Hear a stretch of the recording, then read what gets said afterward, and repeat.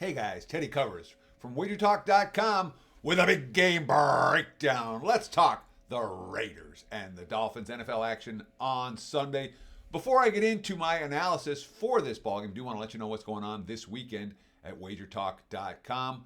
I'm running pretty good. 67% all sports run over the last 5 days heading into the weekend. The NBA's been solid. The NFL's been, 63% for the last 7 weeks.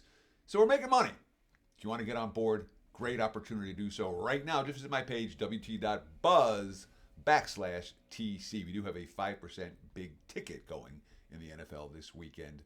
64% since 2018 on my NFL 5% big tickets, including a winner last weekend. So check it out, wagertalk.com, wt.buzz/TC. All right, enough with the promo. You guys didn't come here for promo. You guys came here for picks, and I get it. So here's an interesting one, all right? We saw Miami snap their losing streak with a win in LA on Monday night.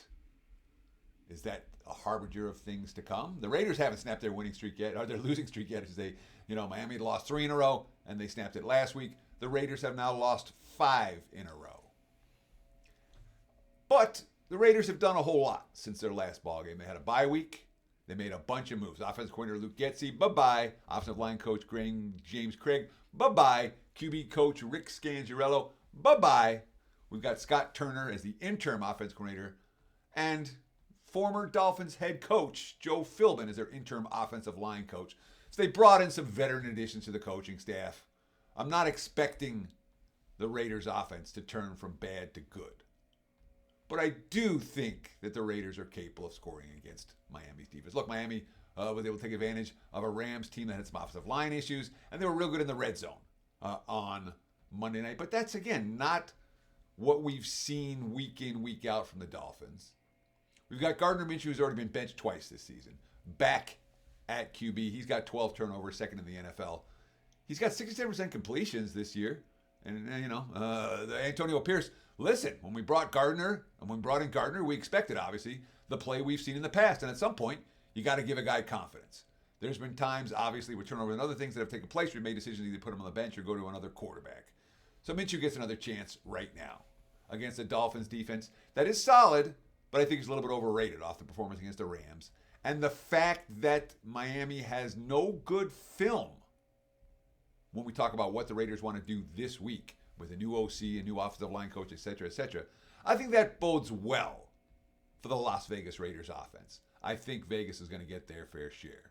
That being said, the Raiders defense is not a trustworthy unit. All right. In particular, not a trustworthy unit against good passing games. We saw it right before the bye when Joe Burrow and Cincinnati hung 41 on this defense and literally just marched the ball up and down the field all afternoon long.